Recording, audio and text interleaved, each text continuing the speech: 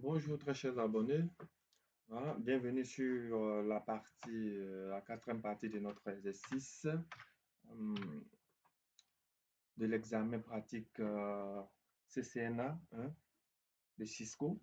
Voilà, ici la dernière partie, on va nous demander tout simplement de configurer les autres et de vérifier la connectivité. Donc, configurer les deux autres avec les adresses IP V4 attribueront dans la partie 2 de cette évaluation. Donc, ici, nous avons déjà écrit les adresses IP. Voilà, donc on part d'abord sur le poste PCA. On va se diriger dans Desktop, IP config. OK? Et là, son adresse IP, c'est 192.168.10.126. OK? Le masque des sous-réseaux qui est 255.255.255.128. Et le default gateway ici, c'est celui de F01 de l'interface du routeur. Donc, c'est du 192.168.10.1. OK, lui, c'est fait. Voilà, c'est fait. On va le fermer. On prend le deuxième. On va mettre ici, on sait que son adresse IP c'est 192.168.10.190. Et là, ça se termine par 192.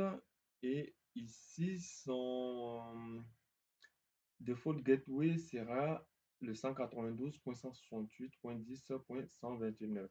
192.168.10.129. Parce qu'il se trouve, il est connecté à l'interface du réseau il est connecté à l'interface du routeur F00 qui est le réseau 2. OK, bien. Je vais réduire un peu ces deux. Voilà. Ici, je fais ça et je ferme. Maintenant, on va se connecter à notre routeur par SSH. Ou voilà, ici, je vais permettre au PC2 de se connecter au switch et le PC1, le PCA de se connecter au routeur. Donc, pour ça, je vais chercher la bannière SSH, où se trouve SSH.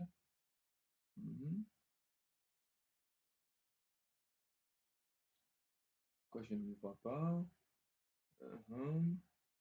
OK, il est là, SSH. OK, je l'ouvre, je réduis.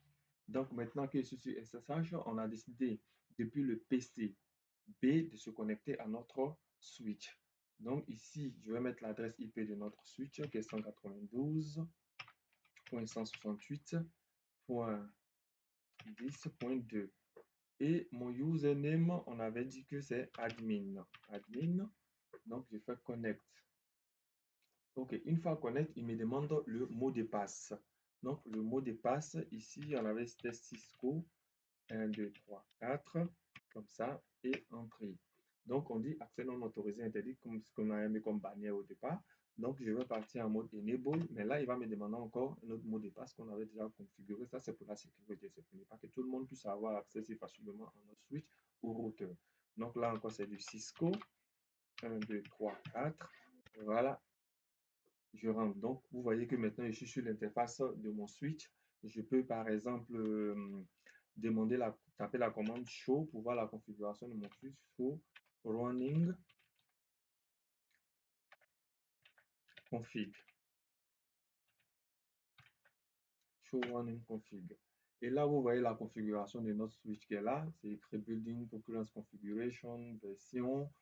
Voilà nos services, hostname, Service Password Encryption, hostname qui est S1, Enable Secret. Vous voyez que notre password est devenu crypté. Donc, tu ne peux pas avoir accès, tu peux regarder, mais pas connaître le password. Le domaine est activé.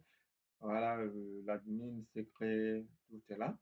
Et là, vous allez voir que nous avons il y a d'autres qui vont me poser la question, par exemple, que veut dire le spanning tree mode PVST. Je vais développer ça dans une autre vidéo. Je vais vous expliquer plutôt à quoi ça sert le protocole S, Spanning Tree, voilà, STP, le protocole STP, Spanning Tree, qu'on appelle Spanning Tree Protocol. Je vais vous expliquer ça dans une autre vidéo. Et vous voyez que les interfaces que nous avons désactivées sont la shutdown, shutdown pour désactiver. Voilà. Donc, c'est bien, nous avons reçu le test. Bravo. Maintenant, nous sommes aguerris. Nous avons le CCNA niveau 1. Voilà. Prochainement, nous allons faire l'exercice de niveau 2 au fur et à mesure. Donc, vous voyez ici que tout est là, notre configuration là, interface VLAN, description VLAN, voilà. Tout est, le default gateway est là, banner, voilà. Et les logins de console et password, tout est crypté. Voilà. Donc, on va faire la même chose, on va essayer de faire la même chose pour le PCA pour se connecter à notre routeur. Donc, PCA, connexion au routeur. Voilà, je laisse aussi celui-là ouvert comme ça. Connexion à notre routeur, c'est 192.168.10.1 et le username, on avait cité admin, je connecte. Voilà, il me demande mon password, donc je fais Cisco 1, 2, 3, 4, entrée, et je passe en mode enable. Je vais mettre encore le mot de passe, Cisco 1, 2, 3, 4. Voilà. Et maintenant, je peux passer à la configuration globale, voilà, entrée, sortie, exit, si j'ai des configurations à ajouter. Ici, je peux forcer show. Vous voyez que c'est le routeur, c'est écrit R1. Le routeur ici, R1, donc ça passe. Et je peux, par exemple, show running config. Voilà, vous allez voir. Nous allons voir la configuration aussi sur notre routeur. Le hostname R1 enable secret, c'est crypté. Voilà.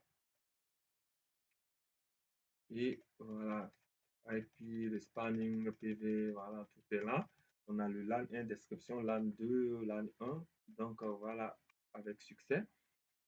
Ici, vous voyez nos IP adresse shutdown, nous n'avons pas activé l'interface virtuelle sur notre routeur, donc il ne fonctionne pas. Voilà, on a le banner, tout est configuré, les login console. Nous n'avons pas simplement, nous n'avons pas configuré le login aux, mais pas grave, on peut le faire, c'est la même configuration que le line console. OK?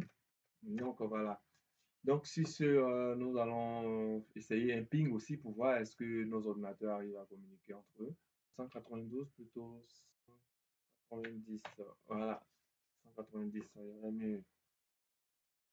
Donc vous voyez que le ping, il passe bien. Je vais faire un ping de mon poste PCB à PCA pour voir si des ordinateurs arrivent à communiquer. Dans ce cas, je vais faire le ping 192.168.10.126. Ok, on va vérifier. Ok, passant. Donc, le ping, il passe très bien. Nous avons terminé notre exercice avec succès. Bravo. N'oubliez pas de vous connecter. N'oubliez pas d'activer le pouce pour soutenir la chaîne. Et à la prochaine. Je vous remercie.